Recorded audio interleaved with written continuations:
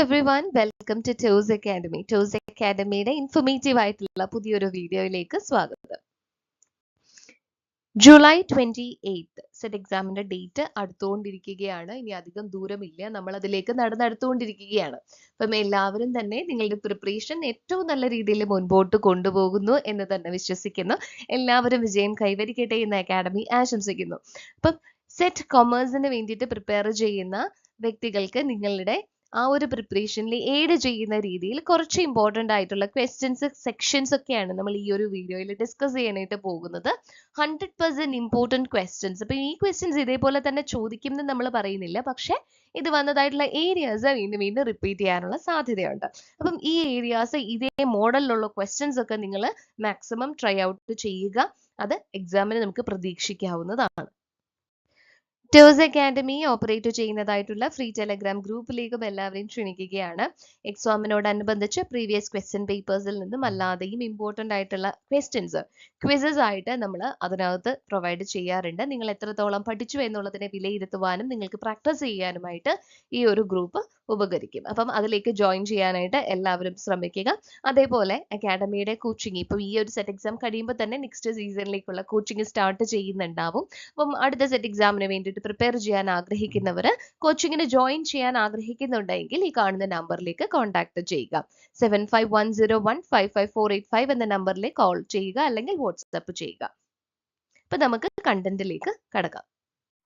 First question നമ്മൾ discuss ചെയ്യാൻ പോകുന്നത് ഫസ്റ്റ് യൂണിറ്റിന്റെ ഫസ്റ്റ് മൊഡ്യൂളിനുള്ളിൽ വരുന്ന മാനേജ്മെന്റ് സ്കൂൾസ് എന്ന് പറയുന്ന ഏരിയയിൽ നിന്നുള്ളതാണ്. മാനേജ്മെന്റ് സ്കൂൾസ് എന്ന ഏരിയ വളരെ ഇമ്പോർട്ടൻ്റ് ആണ്. അതിൽ നിന്നുള്ള ക്വസ്റ്റ്യൻ തീർച്ചയായിട്ടും നമ്മൾ പ്രതീക്ഷിക്കേണ്ട ഒന്ന് തന്നെയാണ്. മാനേജ്മെന്റ് സ്കൂൾസ് എന്ന് പറയുമ്പം അതിനകത്ത് മോഡേൺ സ്കൂളും ക്ലാസിക്കൽ സ്കൂളും നിയോ ക്ലാസിക്കൽ സ്കൂൾസും ഉണ്ട്. അതിലുള്ള എല്ലാ അപ്രോച്ചസും വളരെ ഇമ്പോർട്ടൻ്റ് ആണ്. കൂടുതൽ സ്ട്രെസ് കൊടുത്ത് നോക്കേണ്ടതായിട്ടുള്ള കുറച്ച് അപ്രോച്ചസ് ആണ് scientific management, administrative management, bureaucratic management, human relation school, contingency school. ഇതൊക്കെ കുറച്ചുകൂടി ഇമ്പോർട്ടൻസ് കൊടുത്ത് നോക്കേണ്ടതായിട്ടുള്ള അപ്രോച്ചസ് ആണ്. അപ്പം ഈ ഒരു ഭാഗത്ത് നിന്ന് മാനേജ്മെന്റ് സ്കൂൾസിന്റെ ഉള്ളിൽ നിന്ന് വന്നിട്ടുള്ളതായിട്ടുള്ള ഒരു ക്വസ്റ്റ്യൻ ആണിത്. ഇത് സ്റ്റേറ്റ്മെന്റ് ടൈപ്പ് ക്വസ്റ്റ്യൻ ആണ്. നമുക്ക് സ്റ്റേറ്റ്മെന്റ് ടൈപ്പ് ക്വസ്റ്റ്യൻസും ഈ ഭാഗത്ത് നിന്ന് പ്രതീക്ഷിക്കാവുന്നതാണ്. അപ്പോൾ നമുക്ക് ക്വസ്റ്റ്യൻ ഒന്ന് നോക്കാം. Given below are 2 statements. 2 സ്റ്റേറ്റ്മെന്റുകളാണ് കൊടുത്തിട്ടുള്ളത്. In the light of the statements choose the correct answer. ഈ സ്റ്റേറ്റ്മെന്റ്സ് വായിച്ചിട്ട് ഈ ഓപ്ഷൻസിൽ കറക്റ്റ് ആയിട്ടുള്ളത് തിരഞ്ഞെടുക്കാനാണ് ക്വസ്റ്റ്യനിൽ പറയുന്നത്. First statement, according to Taylor, one best way of doing each task leads to increase in productivity in organization. ടൈലറിന്റെ അഭിപ്രായ പ്രകാരം ഓരോ ടാസ്കും ചെയ്യാനായിട്ടുള്ള ബെസ്റ്റ് വേ നമ്മൾ കണ്ടുപിടിച്ചു കഴിഞ്ഞിട്ടുണ്ടെങ്കിൽ അത് പ്രൊഡക്ടിവിറ്റി ഇൻക്രീസ് ചെയ്യുന്നതിലേക്ക് നയിക്കും എന്നാണ് ഫസ്റ്റ് സെന്റൻസ് പറയുന്നത്. Second statement, it was the management responsibility alone to find out the one best way find out ചെയ്യാനുള്ള ഉത്തരവാദിത്തം മാനേജ്മെന്റിൽ മാത്രം നിക്ഷിപ്തമാണെന്നാണ് പറയുന്നത്. അപ്പം ഇനി സ്റ്റേറ്റ്മെന്റ്സ് തന്നിരിക്കുന്നതിൽ ഏതാണ് ശരി ഏതാണ് തെറ്റ്, അല്ലെങ്കിൽ ഇത് രണ്ടും ശരിയാണോ രണ്ടും തെറ്റാണോ, ഇതാണ് നമ്മൾ ഐഡന്റിഫൈ ചെയ്യേണ്ടത്. ഓക്കെ, ടൈലർ എന്ന് പറയുന്നത് സയന്റിഫിക് മാനേജ്മെന്റിന്റെ വക്താവാണ്, അല്ലെങ്കിൽ ഫാദർ ഓഫ് സയന്റിഫിക് മാനേജ്മെന്റ് എന്നറിയപ്പെടുന്ന വ്യക്തിയാണ് FW ടൈലർ. അദ്ദേഹം പറഞ്ഞിട്ടുള്ള കാര്യമാണ് science is not a rule of thumb. Science എന്ന് പറയുന്നത് റൂൾ ഓഫ് തമ്പ് അല്ല. നമ്മൾ ഇൻറ്റ്യൂഷൻ അനുസരിച്ച് ഏതെങ്കിലും ഒരു മെത്തേഡിൽ കൂടിയല്ല മാനേജ്മെന്റിൽ കാര്യങ്ങൾ ചെയ്യേണ്ടത്.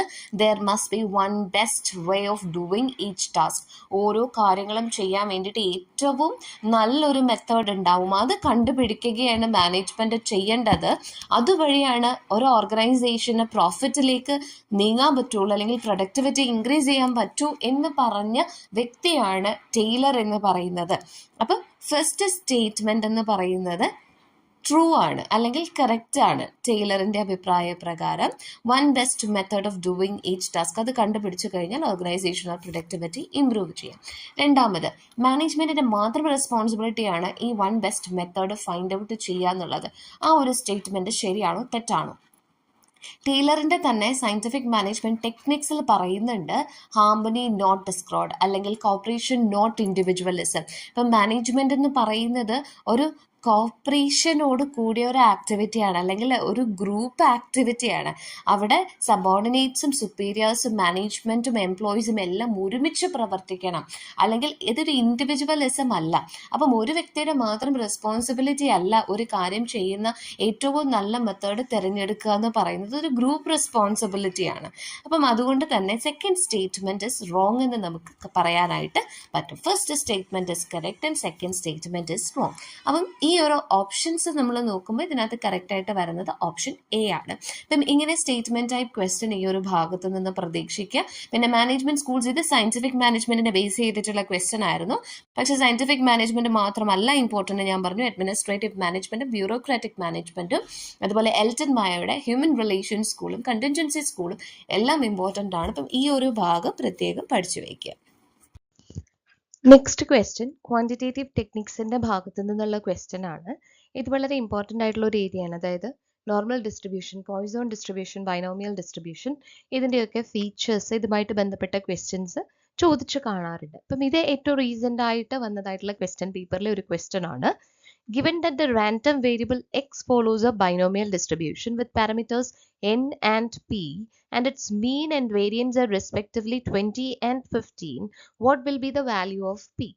അപ്പം ഒരു random variable X binomial distribution ആണ് ഫോളോ ചെയ്യുന്നതെന്ന് പറഞ്ഞിട്ടുണ്ട്. ബൈനോമിയൽ ഡിസ്ട്രിബ്യൂഷന്റെ പാരാമീറ്റേഴ്സ് എന്ന് പറയുന്നത് എൻ ആൻഡ് പി ആണ്. അതിന്റെ മീൻ തന്നിട്ടുണ്ട്, വേരിയൻസ് തന്നിട്ടുണ്ട്. മീൻ എന്ന് പറയുന്നത് എൻ പി ആണ്. അപ്പം മീൻ എന്ന് പറയുന്നത് 20, n p is equal to 20. And variance എന്ന് പറയുന്നത് സ്റ്റാൻഡേർഡ് ഡീവിയേഷൻ സ്ക്വയർ ആണ്.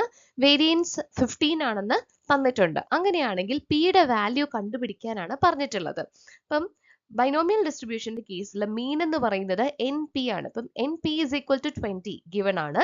അതേപോലെ സ്റ്റാൻഡേർഡ് ഡീവിയേഷൻ സ്ക്വയർ ആണ് വേരിയൻസ്. അപ്പൊ standard deviation root of n p q ആണ് എങ്കിൽ വേരിയൻസ് എന്ന് പറയുന്നത് എൻ പി ക്യൂ. ഇപ്പം n p q is equal to 50.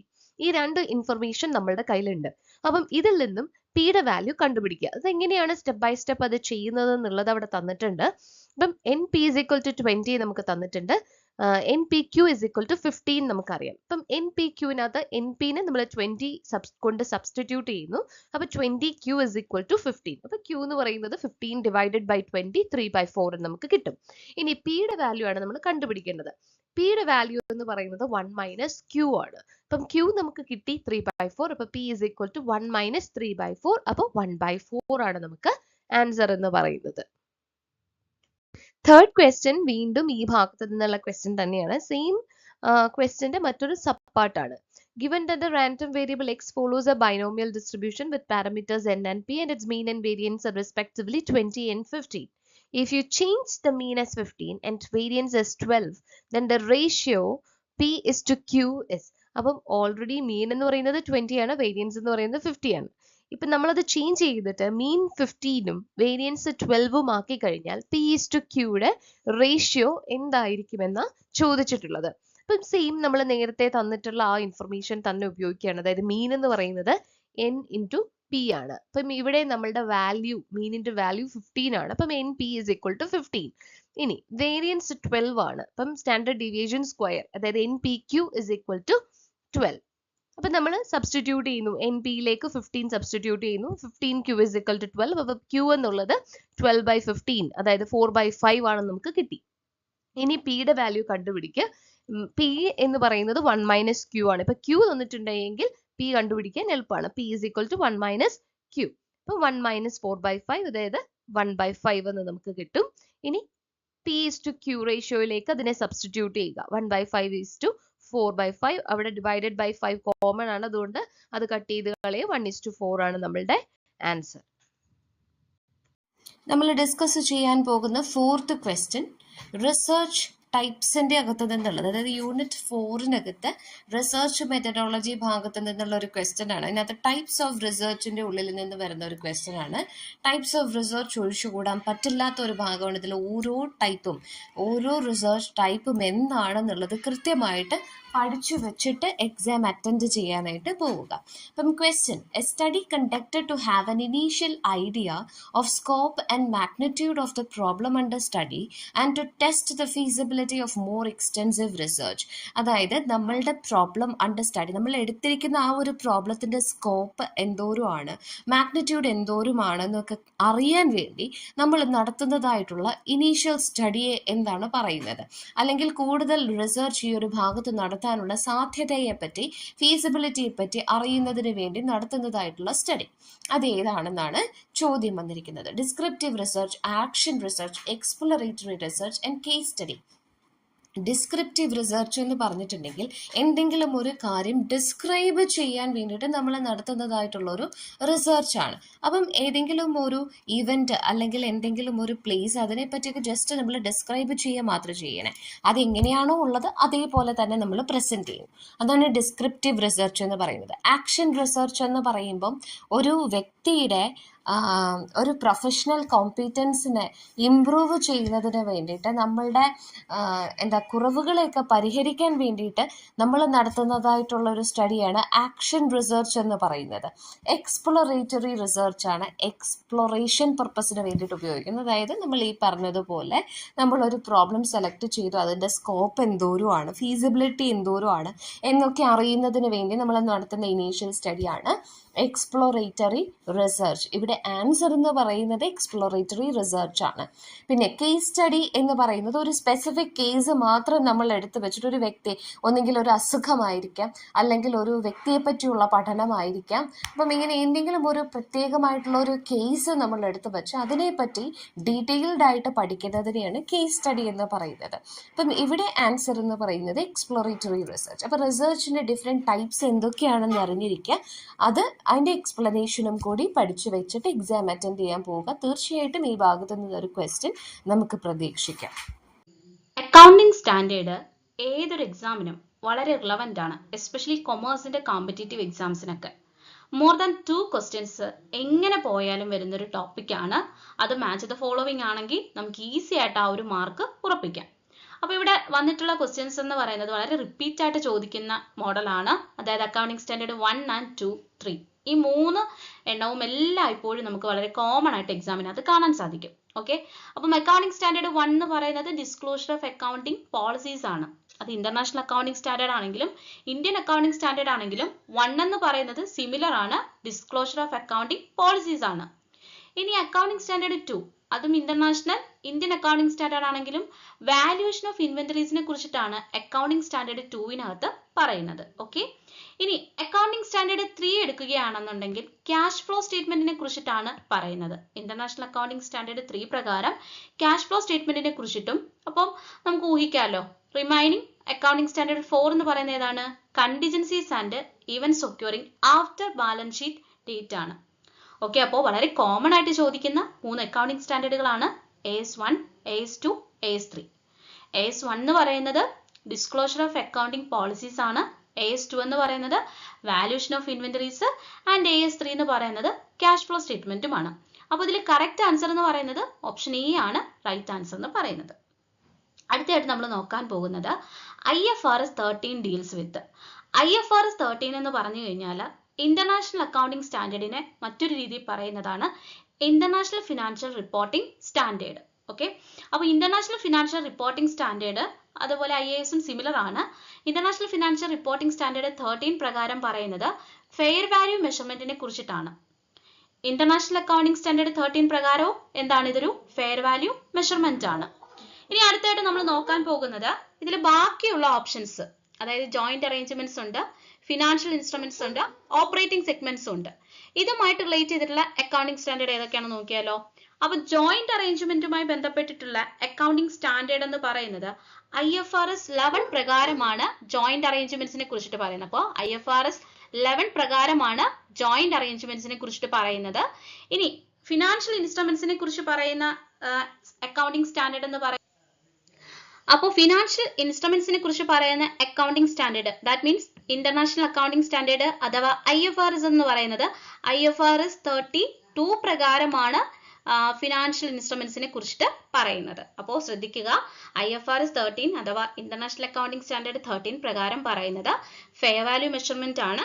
Joint അറേഞ്ച്മെന്റ്സിനെ കുറിച്ച് പറയുന്ന IFRS അഥവാ IAS എന്ന് പറയുന്നത് 11 ആണ്. ഇന്റർനാഷണൽ അക്കൗണ്ടിംഗ് സ്റ്റാൻഡേർഡ് 32 അഥവാ ഇന്റർനാഷണൽ ഫിനാൻഷ്യൽ റിപ്പോർട്ടിംഗ് സ്റ്റാൻഡേർഡ് 32 പ്രകാരമാണ് ഫിനാൻഷ്യൽ ഇൻസ്ട്രുമെന്റ്സിനെ കുറിച്ച് പറയുന്നത്.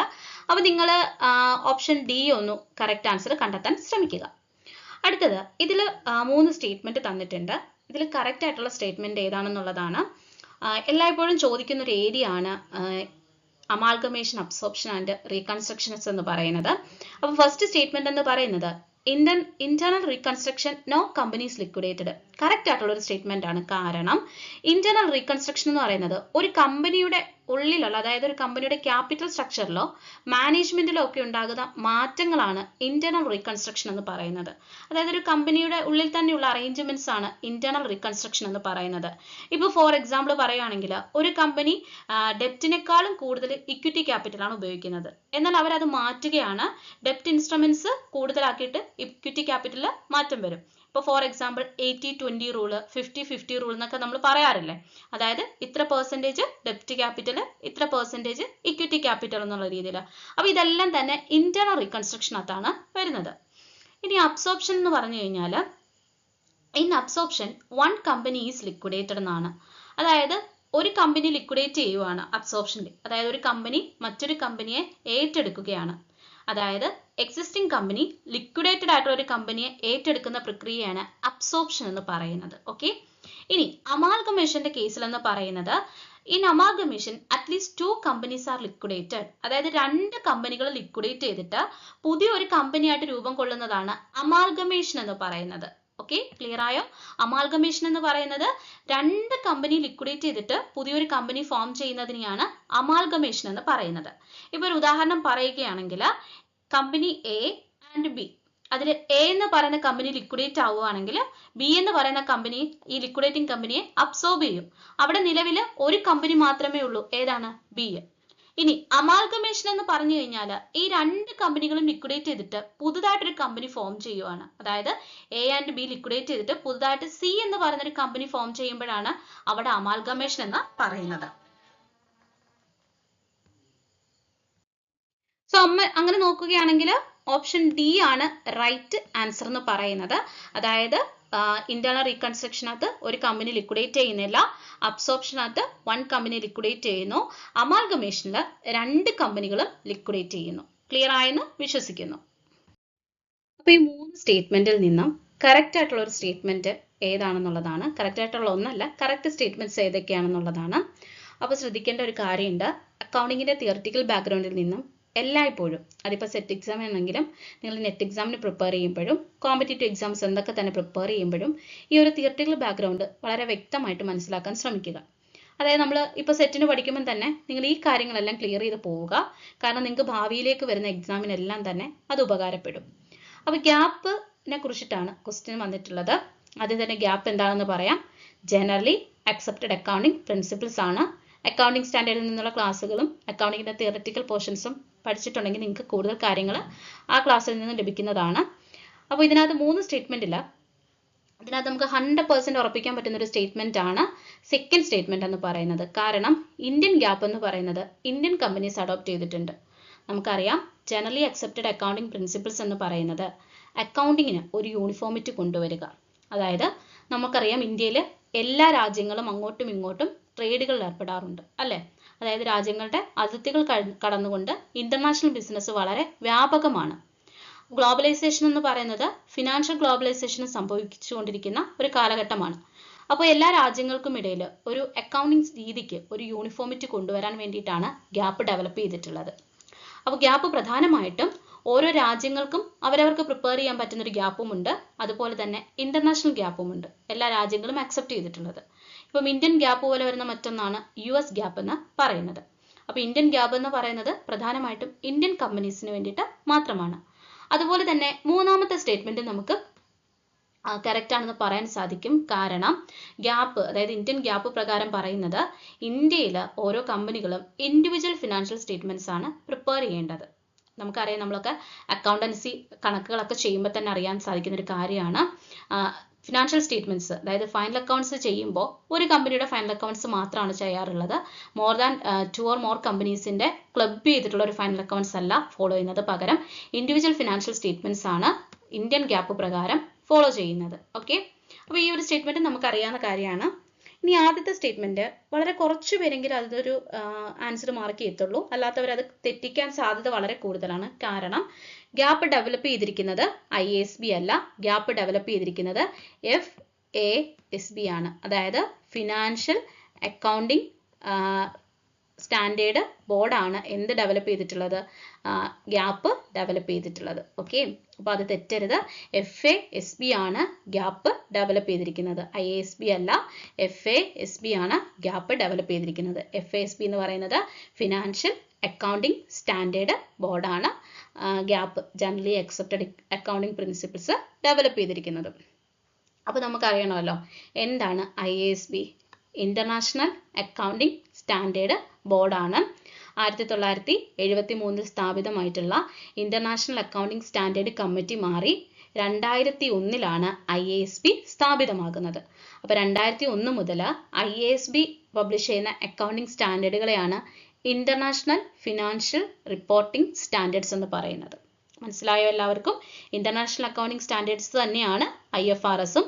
എന്നിരുന്നാൽ പോലും 2001 ഡെവലപ്പ് ചെയ്ത IASCക്ക് പകരം, അതായത് international accounting standard committee replace ചെയ്തുകൊണ്ട് വന്ന IASB ആണ് international financial reporting standards publish ചെയ്യുന്നത്. അപ്പോൾ ഗ്യാപ്പ് ഡെവലപ്പ് ചെയ്തിരിക്കുന്നത് FASB ഫിനാൻഷ്യൽ അക്കൗണ്ടിംഗ് സ്റ്റാൻഡേർഡ് ബോർഡാണ്. ക്ലിയർ ആയെന്ന് വിശ്വസിക്കുന്നു. ഇനി അടുത്തൊരു ക്വസ്റ്റ്യൻ എന്ന് പറയുന്നത് അക്കൗണ്ടിംഗ് കോൺസെപ്റ്റ്സുകളിൽ നിന്നുമാണ്. Matching concepts, disclosure concept, conservatism, materiality. അപ്പോൾ റീസെൻ്റ് ആയിട്ട് ഞാൻ ക്ലാസ്സിൽ ഷെയർ ചെയ്തൊരു നോട്ടിനകത്ത് ഇതിൻ്റെ ഓരോന്നിനെ കുറിച്ചിട്ടുള്ള എക്സാമ്പിൾ തന്നിട്ടുണ്ട്. അപ്പോൾ മാച്ചിങ് കോൺസെപ്റ്റ് എന്ന് പറയുന്നത് എപ്പോഴാണ്, ഏതുമായിട്ടാണ് മാച്ച് ചെയ്യുന്നത്? Miscellaneous expense, impairment of asset, depreciation, contingent liability തന്നിട്ടുണ്ട്. ഇതിൽ മാച്ചിങ് കോൺസെപ്റ്റിന് കറക്റ്റായിട്ട് വരുന്ന ആൻസർ എന്ന് പറയുന്നത് ഡിപ്രീസിയേഷൻ ആണ്. ഓക്കെ, അടുത്തത് ഡിസ്ക്ലോഷറുമായി ബന്ധപ്പെട്ട് നോക്കുകയാണെങ്കിൽ കണ്ടിജന്റ് ലയബിലിറ്റി ആണ് ഡിസ്ക്ലോഷറുമായി ബന്ധപ്പെട്ട് വരുന്ന കറക്റ്റ് ആൻസർ എന്ന് പറയുന്നത്. കൺസർവേറ്റിസം കോൺസെപ്റ്റ് പ്രകാരം വരുന്നത് ഇമ്പയർമെന്റ് ഓഫ് അസറ്റ് ആണ് കൺസർവേറ്റിസം കോൺസെപ്റ്റ് പ്രകാരം വരുന്നത്. അടുത്തത് മെറ്റീരിയാലിറ്റി എന്ന് പറയുന്നത് ഓപ്ഷൻ 1 ആണ് സ്യൂട്ടബിൾ ആയിട്ടുള്ളത്. മിസലേനിയസ് എക്സ്പെൻസ് ആണ് കറക്റ്റ് ആയിട്ടുള്ളത്.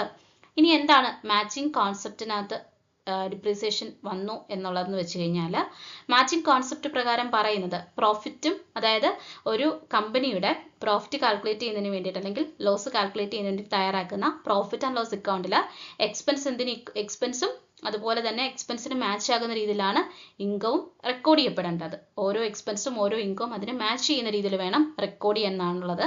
അപ്പോൾ ഡിപ്രീസിയേഷൻ എന്ന് പറയുന്നത്, അതായത് നമുക്കറിയാം നമ്മുടെ അക്കൗണ്ടിങ്ങിൽ നമ്മളിപ്പോൾ പ്രോഫിറ്റ് ആൻഡ് ലോസ് അക്കൗണ്ട് തയ്യാറാക്കുമ്പോഴാണെങ്കിലും ബാലൻസ് ഷീറ്റ് തയ്യാറാക്കുമ്പോഴാണെങ്കിലും ബാലൻസ് ഷീറ്റിലാണ് നമ്മൾ പ്രധാനമായിട്ടും ഒരു അസറ്റിന്റെ വാല്യൂവിനെ റെക്കോർഡ് ചെയ്യുന്നത്. ആ അസറ്റിന്റെ വാല്യൂ എന്ന് പറയുമ്പോൾ അതിൽ നിന്ന് ഡിപ്രീസിയേഷൻ ലെസ് ചെയ്തിട്ടാണ് ആ ഒരു എമൗണ്ട് ആണ് നമ്മളെപ്പോഴും റെക്കോർഡ് ചെയ്യുന്നത്. അപ്പോൾ മാച്ചിങ് കോൺസെപ്റ്റ് അല്ലെങ്കിൽ മാച്ചിങ് പ്രിൻസിപ്പിൾസ് പ്രകാരം പറയുന്നത് ഒരു ഫിക്സഡ് അസറ്റിന്റെ പർച്ചേസ് പ്രൈസിനെ എന്ത് ചെയ്യത്തില്ല, ഒരു അക്കൗണ്ടിങ് പീരീഡുമായിട്ട് റിലേറ്റ് ചെയ്യാതെ അതിന്റെ ബെനിഫിറ്റ് മാത്രമാണ് എടുക്കാറുള്ളത് അല്ലെ. അതായത് ഡിപ്രീസിയേഷൻ, അതായത് ഓരോ അക്കൗണ്ടിങ് പീരീഡിലും ആ ഒരു അസറ്റിന്റെ ഡിപ്രീസിയേഷൻ മാത്രമാണ് എടുക്കാറുള്ളത്. അപ്പം ഒരു അക്കൗണ്ടിങ് പീരീഡിലെ profit and loss account statement തയ്യാറാക്കുമ്പോൾ ആ വർഷത്തെ ആ ഒരു അസറ്റിന്റെ ഡിപ്രീസിയേഷൻ മാത്രമാണ് അവിടെ എടുക്കാറുള്ളത്, എക്സ്പെൻസും ഇൻകവും ആയിട്ട് താരതമ്യം ചെയ്യുമ്പോൾ. അതുകൊണ്ട് മാച്ചിങ് കോൺസെപ്റ്റിന് തുല്യമാണ്, മാച്ചിങ് കോൺസെപ്റ്റിന് മാച്ചിങ് ആയിട്ട് വരുന്ന ഓപ്ഷൻ എന്ന് പറയുന്നത് 3 ആണ്, ഡിപ്രീസിയേഷൻ ആണ്. ഇനി ഡിസ്ക്ലോഷർ എന്ന് പറയുന്നത് കണ്ടിജന്റ് ലയബിലിറ്റീസ് ആണ്. കാരണം കണ്ടിജന്റ് ലയബിലിറ്റീസ് ഡിസ്ക്ലോസ് ചെയ്യുന്നത് ഫിനാൻഷ്യൽ സ്റ്റേറ്റ്മെന്റിന്റെ ഫുട് നോട്ട് ആയിട്ടാണ് കണ്ടിജന്റ് ലയബിലിറ്റീസ് ഡിസ്ക്ലോസ് ചെയ്യുന്നത്. അപ്പം അത് ആർക്കും തെറ്റരുത്, കണ്ടിജന്റ് ലയബിലിറ്റീസ് ആണ് ഡിസ്ക്ലോഷറുമായിട്ട് മാച്ച് ആയിട്ട് വരുന്ന ഓപ്ഷൻ എന്ന് പറയുന്നത്.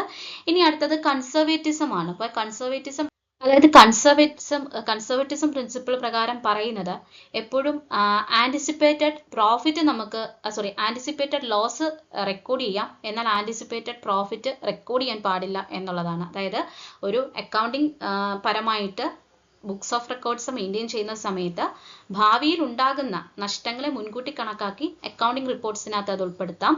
എന്നാൽ ഭാവിയിൽ ഉണ്ടാകാൻ പോകുന്ന അല്ലെങ്കിൽ നമുക്ക് ലഭിക്കാത്ത ഇൻകം, ഏണിങ്സ്, പ്രോഫിറ്റ് തുടങ്ങിയ കാര്യങ്ങൾ ഒഴിവാക്കപ്പെടണമെന്നാണ്. അപ്പോൾ ഇമ്പയർമെന്റ് ഓഫ് അസറ്റ് എന്ന് പറയുന്നത് അസറ്റിന്റെ വാല്യൂ കുറയും ഭാവിയിൽ. സോ അതുകൊണ്ട് തന്നെ അസറ്റിന്റെ വാല്യൂവിന്റെ കുറയുന്ന അല്ലെങ്കിൽ ആ ഒരു ലോസിന് കൺസർവേറ്റിസം കോൺസെപ്റ്റിനായിട്ടാണ് മാച്ച് ആയിട്ട് വരുന്നത്. ഇനി അടുത്ത മെറ്റീരിയാലിറ്റി കോൺസെപ്റ്റ് പറയുന്നുണ്ട് ഇമ്മെറ്റീരിയൽ ആയിട്ടുള്ള ഐറ്റത്തിന് അത്രത്തോളം പ്രാധാന്യം കൊടുക്കരുതെന്നുള്ളത്.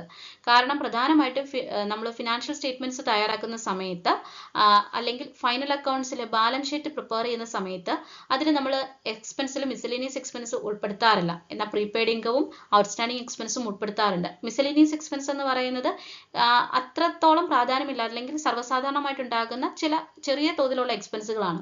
അതുകൊണ്ടാണ് മെറ്റീരിയാലിറ്റി കോൺസെപ്റ്റിനകത്ത് വരുന്ന ഒന്നാണ് മിസലേനിയസ് എക്സ്പെൻസ് എന്ന് പറയുന്നത്.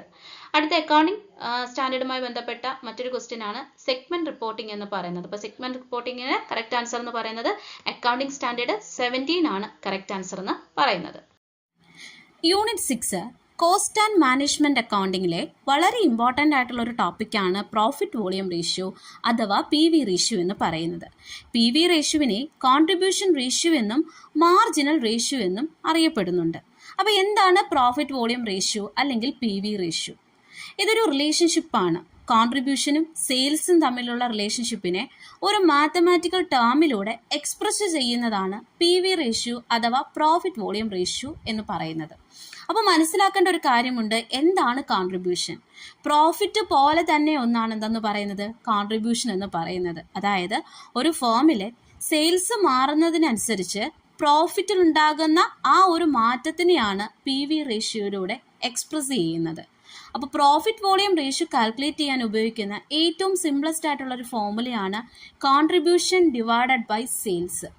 അപ്പോൾ നിങ്ങൾ ചോദിക്കും എന്താണ് കോൺട്രിബ്യൂഷൻ എന്നുള്ളത് അല്ലേ? അപ്പോൾ കോൺട്രിബ്യൂഷൻ എന്ന് പറയുന്നത് സെയിൽസിൽ നിന്നും വേരിയബിൾ കോസ്റ്റ് കുറയ്ക്കുമ്പോഴാണ് നമുക്ക് കോൺട്രിബ്യൂഷൻ ലഭിക്കുന്നത് അല്ലേ? അപ്പോൾ സെയിൽസിൽ നിന്നും ടോട്ടൽ കോസ്റ്റ് കുറയ്ക്കുമ്പോൾ നമുക്ക് പ്രോഫിറ്റ് ലഭിക്കുമെങ്കിൽ സെയിൽസിൽ നിന്നും വേരിയബിൾ കോസ്റ്റ് മാത്രം കുറയ്ക്കുമ്പോൾ ലഭിക്കുന്ന ഒന്നാണ് കോൺട്രിബ്യൂഷൻ എന്ന് പറയുന്നത്. അപ്പോൾ എന്താണ് വേരിയബിൾ കോസ്റ്റ്? പ്രൊഡക്ഷൻ അനുസരിച്ച് കോസ്റ്റിലും വ്യതിയാനം ഉണ്ടാകുന്നുണ്ടെങ്കിൽ അല്ലെങ്കിൽ പ്രൊഡക്ഷൻ അനുസരിച്ച് കോസ്റ്റിലും ചേഞ്ച് വരുന്നുണ്ടെങ്കിൽ ആ കോസ്റ്റുകളെയാണ് നമ്മൾ വേരിയബിൾ കോസ്റ്റ് എന്നറിയപ്പെടുന്നത്. ഇനി കോൺട്രിബ്യൂഷനെ മറ്റൊരു രീതിയിൽ നമുക്ക് കാൽക്കുലേറ്റ് ചെയ്യാം. പ്രോഫിറ്റിനോടൊപ്പം ഫിക്സഡ് കോസ്റ്റ് കൂട്ടുകയാണെങ്കിലും നമുക്ക് കോൺട്രിബ്യൂഷൻ ലഭിക്കും. അപ്പോൾ നമുക്ക് തന്നിരിക്കുന്ന ക്വസ്റ്റ്യനകത്ത് ഫിക്സഡ് കോസ്റ്റും പ്രോഫിറ്റും ആണെങ്കിൽ ഇവയെ തമ്മിൽ ആഡ് ചെയ്താലും നമുക്ക് കോൺട്രിബ്യൂഷൻ ലഭിക്കും. അതുപോലെ തന്നെ സെയിൽസും വേരിയബിൾ കോസ്റ്റും ആണെങ്കിൽ ഇവയെ തമ്മിൽ ലെസ് ചെയ്താലും നമുക്ക് കോൺട്രിബ്യൂഷൻ ലഭിക്കും അല്ലേ? അപ്പോൾ ഈ ഓരോ കാൽക്കുലേഷൻസിനും ഒന്നിലധികം ഫോർമുലാസ് ഉണ്ട്. ചിലപ്പോൾ നിങ്ങൾ പഠിച്ചുകൊണ്ട് പോകുന്ന അതേ ഫോർമുല തന്നെ എക്സാമിന് വരണമെന്നില്ല അല്ലേ? അപ്പോൾ നമ്മൾ ആ ഒരു ഓൾട്ടർനേറ്റീവ് ഫോർമുല കൂടി പഠിച്ചിട്ട് വേണം എക്സാമിന് പോകാൻ. അപ്പോൾ ഓർത്തിരിക്കണം, പ്രോഫിറ്റ് വോളിയം റേഷ്യോ കാൽക്കുലേറ്റ് ചെയ്യുന്നത് കോൺട്രിബ്യൂഷൻ ഡിവൈഡഡ് ബൈ സെയിൽസ് ആണ്. കോൺട്രിബ്യൂഷൻ എന്ന് പറയുന്നത് സെയിൽസിനോടൊപ്പം വേരിയബിൾ കോസ്റ്റ് കുറയ്ക്കുമ്പോൾ ലഭിക്കുന്നു. അതുപോലെ ഫിക്സഡ് കോസ്റ്റിനോടൊപ്പം പ്രോഫിറ്റ് ആഡ് ചെയ്യുമ്പോഴും നമുക്ക് കോൺട്രിബ്യൂഷൻ ലഭിക്കുന്നു. ഇനി ഇതാരും മറക്കരുത്. ഇനി വരാൻ പോകുന്ന സെറ്റ് എക്സാമിന് ഈ ഒരു ഏരിയയിൽ നിന്നും ഇങ്ങനെ ഒരു ക്വസ്റ്റ്യൻ ചോദിക്കുകയാണെങ്കിൽ നിങ്ങളിത് തീർച്ചയായിട്ടും ആൻസർ ചെയ്യേണ്ടതാണ്. എൻ്റെ അസംഷൻ ശരിയാണെങ്കിൽ ഈ കഴിഞ്ഞ സെറ്റ് എക്സാമിന് നിങ്ങളെ കുഴപ്പിച്ച ക്വസ്റ്റ്യൻസിനകത്ത് ഉൾപ്പെടുന്നതാണ് എ പാർട്ടിലെ 116 മുതൽ 119 വരെയുള്ള ക്വസ്റ്റ്യൻസ്. അതായത് പെട്ടെന്ന് നമുക്കൊരു ഭീതി ഉണർത്തുന്ന ക്വസ്റ്റ്യൻസ് ആണ് ഈ പറഞ്ഞിരിക്കുന്ന കാൽക്കുലേഷൻസ്. അതായത് തന്നിരിക്കുന്ന ഇൻഫർമേഷൻസിനെ ബേസ് ചെയ്തുകൊണ്ട് ഒരു 4 ക്വസ്റ്റ്യൻ ആൻസർ ചെയ്യുക. ആ 4 ക്വസ്റ്റ്യൻ്റെ ആൻസർ എന്ന് പറയുന്നത് നമുക്ക് എത്രത്തോളം ഈ ഏരിയയിൽ നോളജ് ഉണ്ടോ എന്നതിനെ ബേസ് ചെയ്തുകൊണ്ടായിരിക്കും അല്ലേ? അപ്പോൾ നിങ്ങളെ കുഴപ്പിച്ചിട്ടുള്ളൊരു ക്വസ്റ്റ്യൻ അല്ലേ ഇത്? ഇനി നിങ്ങൾ ആരും ഈ ഒരു ക്വസ്റ്റ്യൻ കണ്ട് പേടിക്കേണ്ട കാര്യമില്ല. ഇത് നമുക്ക് വളരെ ഈസി ആയിട്ട് ക്രാക്ക് ചെയ്യാവുന്നതേ ഉള്ളൂ. അപ്പോൾ തന്നിരിക്കുന്ന ഇൻഫർമേഷൻസ് സെയിൽസും ടോട്ടൽ കോസ്റ്റുമാണ്. അത് തന്നിരിക്കുന്നത് ഹാഫ് ഇയർ, അതായത് ഒരു വർഷത്തെ തന്നെ 2 പീരീഡിലെ സെയിൽസും ടോട്ടൽ കോസ്റ്റുമാണ് നമുക്ക് തന്നിരിക്കുന്നത്. ഇതിൻ്റെ അടിസ്ഥാനത്തിൽ ആദ്യമേ നമ്മൾ കാൽക്കുലേറ്റ് ചെയ്യേണ്ടത് പ്രോഫിറ്റ് വോളിയം റേഷ്യോ അല്ലെങ്കിൽ PV റേഷ്യോ ആണ് അല്ലേ? അപ്പോൾ ആദ്യമേ മനസ്സിലേക്ക് വരേണ്ടത് ആ 3 ഫോർമുലയാണ് വരേണ്ടത്. ഇതിനകത്ത് സെയിൽസ് മാത്രമേ ഉള്ളൂ, വേരിയബിൾ കോസ്റ്റ് ഇല്ല, അതുപോലെ ഫിക്സഡ് കോസ്റ്റ് ഇല്ല. അപ്പോൾ തന്നിരിക്കുന്ന ഇൻഫർമേഷൻസിൻ്റെ അടിസ്ഥാനത്തിൽ നമ്മൾ എങ്ങനെ PV റേഷ്യോ കാൽക്കുലേറ്റ് ചെയ്യും? അപ്പോൾ സെയിൽസും ടോട്ടൽ കോസ്റ്റും ഉണ്ടെങ്കിൽ അവിടെ നമ്മൾ ആദ്യമേ ആലോചിക്കേണ്ടത് പ്രോഫിറ്റ് കാൽക്കുലേറ്റ് ചെയ്യുക. അതായത് സെയിൽസിൽ നിന്നും ടോട്ടൽ കോസ്റ്റ് കുറയ്ക്കുമ്പോഴാണ് നമുക്ക് എന്ത് ലഭിക്കുന്നത്? പ്രോഫിറ്റ് ലഭിക്കുന്നത് അല്ലേ? അപ്പോൾ പ്രോഫിറ്റ് ഉണ്ടെങ്കിൽ നമുക്ക് എന്ത് കണ്ടുപിടിക്കാൻ ഈസി ആയിട്ട്? PV റേഷ്യോ കാൽക്കുലേറ്റ് ചെയ്യാൻ സാധിക്കും അല്ലേ? Change in profit divided by change in sales എന്നുള്ളൊരു ഫോർമുല നമുക്ക് ഇവിടെ അപ്ലൈ ചെയ്യാൻ സാധിക്കും. അപ്പോൾ സെയിൽസും ടോട്ടൽ കോസ്റ്റ് നോക്കുക. അപ്പോൾ ഫസ്റ്റ് ഇയർ പ്രോഫിറ്റ് എന്ന് പറയുന്നത് സെയിൽസിൽ നിന്നും, അതായത് 45,000-ൽ നിന്നും ടോട്ടൽ കോസ്റ്റ് ആയിട്ടുള്ള 40,000 കുറയ്ക്കുമ്പോൾ നമുക്ക് 5,000 ലഭിക്കും. അതുപോലെ നെക്സ്റ്റ് ഹാഫ് ഇയറിൽ നോക്കുകയാണെങ്കിൽ 50,000-ൽ നിന്ന് 43,000 കുറയ്ക്കുമ്പോൾ നമുക്ക് 7,000 ലഭിക്കും. അപ്പോൾ നമ്മുടെ ഫോർമുലയിലേക്ക് വരിക, change in profit divided by change in sales. അതായത് ഒരു പീരീഡിൽ നിന്നും മറ്റൊരു പീരീഡിലേക്ക് പ്രോഫിറ്റിൽ ഉണ്ടാകുന്ന ചേഞ്ച് നമ്മളവിടെ കാൽക്കുലേറ്റ് ചെയ്യണം. അപ്പോൾ 7,000 minus 5,000 divided by change in sales എന്ന് പറയുന്നത് എത്രയാണ്? 45,000 ആയിരുന്നു ഫസ്റ്റ് ഹാഫ് ഇയറിലെ സെയിൽസ്. എന്നാൽ സെക്കൻഡ് ഹാഫ് ഇയർ ആയപ്പോൾ എത്രയായി? 50,000 ആയി. അപ്പോൾ ആ 5,000 രൂപയുടെ ഡിഫറൻസ് ആണ് നമ്മൾ അവിടെ കൊണ്ടുവരേണ്ടത്. അപ്പോൾ 7,000 മൈനസ് 5,000 ഡിവൈഡഡ് ബൈ 5,000, അപ്പോൾ നമുക്ക് ലഭിക്കുന്നത് 40% ആണ്. അതിനെ നമ്മൾ 100ലേക്ക്, അതായത് പെർസെൻറ്റേജിലേക്ക് കൺവേർട്ട് ചെയ്യുമ്പോൾ നമുക്ക് ലഭിക്കുന്ന ആൻസർ എന്ന് പറയുന്നത് 40% ആണ്. അപ്പോൾ വളരെ ഈസി അല്ലേ? അതായത് ഫസ്റ്റ് ഇയറിലെയും സെക്കൻഡ് ഇയറിലെയും പ്രോഫിറ്റ് കാൽക്കുലേറ്റ് ചെയ്യുക, അവയുടെ ഡിഫറൻസ് എടുക്കുക, സെയിൽസിന്റെ ഡിഫറൻസ് എടുക്കുക, നേരെ നമ്മൾ ഫോർമുലയിലേക്ക് അപ്ലൈ ചെയ്യുക. ദേ നമുക്ക് ആൻസർ ലഭിച്ചു. അടുത്ത ക്വസ്റ്റ്യൻ ഇതായിരുന്നു, ഫിക്സഡ് കോസ്റ്റ് കാൽക്കുലേറ്റ് ചെയ്യുക. അപ്പോൾ തന്നിരിക്കുന്ന ഇൻഫർമേഷൻസിൽ നിന്നും നമ്മൾ എന്ത് കണ്ടുപിടിക്കണം? ഫിക്സഡ് കോസ്റ്റ് കാൽക്കുലേറ്റ് ചെയ്യണം അല്ലേ? ചെറുതായിട്ടൊന്ന് കുഴപ്പിക്കുന്ന ഒരു ക്വസ്റ്റ്യൻ അല്ലായിരുന്നു ഇത്, പക്ഷെ വളരെ ഈസിയാണ്. കാരണം കോൺട്രിബ്യൂഷൻ കാൽക്കുലേറ്റ് ചെയ്യാൻ വേണ്ടിയിട്ട് എന്ത് ചെയ്യണം? ഫിക്സഡ് കോസ്റ്റും പ്രോഫിറ്റും ആഡ് ചെയ്യണം. അതുപോലെ തന്നെ പ്രോഫിറ്റ് വോളിയം റേഷ്യോ കാൽക്കുലേറ്റ് ചെയ്യാൻ വേണ്ടിയിട്ട് നമ്മൾ എന്ത് കാൽക്കുലേറ്റ് ചെയ്യേണ്ടതായിട്ടുണ്ട്? പ്രോഫിറ്റും അതേപോലെ തന്നെ ഫിക്സഡ് കോസ്റ്റും ആഡ് ചെയ്തിട്ട് സെയിൽസ് കൊണ്ട് ഡിവൈഡ് ചെയ്യുമ്പോഴാണ് നമുക്ക് പ്രോഫിറ്റ് വോളിയം റേഷ്യോ ലഭിക്കുന്നത് അല്ലേ? ഇവിടെ നമുക്ക് പ്രോഫിറ്റ് വോളിയം റേഷ്യോ ഉണ്ട്, അതുപോലെ തന്നെ പ്രോഫിറ്റ് ഉണ്ട്, സെയിൽസും ഉണ്ട്.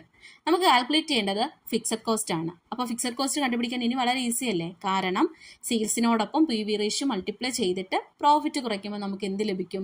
ഫിക്സഡ് കോസ്റ്റ് ലഭിക്കും അല്ലേ? അപ്പോൾ നേരത്തെ എന്ന് പറഞ്ഞാൽ ഫിക്സഡ് കോസ്റ്റിനോടൊപ്പം നമ്മൾ പ്രോഫിറ്റ് ആഡ് ചെയ്യുമ്പോഴാണ് കോൺട്രിബ്യൂഷൻ ലഭിച്ചിരുന്നത് അല്ലേ? ഇനി നമുക്ക് ഫിക്സഡ് കോസ്റ്റ് കണ്ടുപിടിക്കാൻ വേണ്ടി എന്ത് ചെയ്യണം? സെയിൽസും PV റേഷ്യോ മൾട്ടിപ്ലൈ ചെയ്തിട്ട് പ്രോഫിറ്റിനോടൊപ്പം കുറയ്ക്കുമ്പോൾ നമുക്ക് എന്ത് ലഭിക്കും? ഫിക്സഡ് കോസ്റ്റ് ലഭിക്കും അല്ലേ? അപ്പോൾ ഇത് നിങ്ങൾ ജസ്റ്റ് ഒന്ന് ആ ഒരു ഫോർമുലയിൽ ഒരു ചേഞ്ചസ് കൊണ്ടുവന്നാൽ മാത്രം മതി. അപ്പോൾ തന്നെ നമുക്ക് എന്ത് ചെയ്യും? ആൻസർ ലഭിക്കും. അപ്പോൾ ഹാഫ് ഇയർ ഫിക്സഡ് കോസ്റ്റ് എന്ന് പറയുന്നത് 13,000 ആണ്. Then full year fixed cost എന്ന് പറയുന്നത് കോൺസ്റ്റന്റ് ആയിരിക്കും അല്ലേ? 13,000 ആണെങ്കിൽ അടുത്ത ഹാഫ് ഇയറിലും എത്ര തന്നെ ആയിരിക്കും? ഈ 13,000 തന്നെ ആയിരിക്കും. അപ്പോൾ 13,000 പ്ലസ് 13,000 എന്ന് പറയുന്നത് 26,000 ആയിരിക്കും. ആൻസർ ഓപ്ഷൻ ഡി ആണ് കറക്റ്റ് ആയിട്ടുള്ള ആൻസർ എന്ന് പറയുന്നത് അല്ലേ? അപ്പോൾ ഇങ്ങനെ വരുന്ന ക്വസ്റ്റ്യൻസിനകത്ത് നമ്മൾ ആദ്യമേ തന്നെ PV റേഷ്യോൻ്റെ എല്ലാ തരത്തിലുള്ള ഫോർമുലാസും പഠിച്ചെങ്കിൽ മാത്രമേ ഈ ക്വസ്റ്റ്യൻസൊക്കെ നമുക്ക് എന്ത് ചെയ്യാൻ സാധിക്കുകയുള്ളൂ? ഈസി ആയിട്ട് അറ്റൻഡ് ചെയ്യാൻ സാധിക്കുകയുള്ളൂ. അപ്പോൾ ഇങ്ങനെ ക്വസ്റ്റ്യൻസ് കണ്ടു കഴിഞ്ഞാൽ ആദ്യമേ ചിന്തിക്കണം, ഫിക്സഡ് കോസ്റ്റ് കണ്ടുപിടിക്കാൻ വേണ്ടിയിട്ടുള്ള എന്തെല്ലാം കാര്യങ്ങൾ നമുക്ക് അവൈലബിൾ ആണ് അല്ലേ? ഇപ്പോൾ സെയിൽസും PV റേഷ്യോയും പ്രോഫിറ്റും ഉണ്ടെങ്കിൽ ദെൻ നമുക്ക് ആ ഒരു ഫോർമുലയിൽ ചെറിയൊരു ചേഞ്ചസ് കൊണ്ടുവന്നാൽ നമുക്ക് എന്ത് ലഭിക്കും? ഫിക്സഡ് കോസ്റ്റ് കാൽക്കുലേറ്റ് ചെയ്യാൻ സാധിക്കും.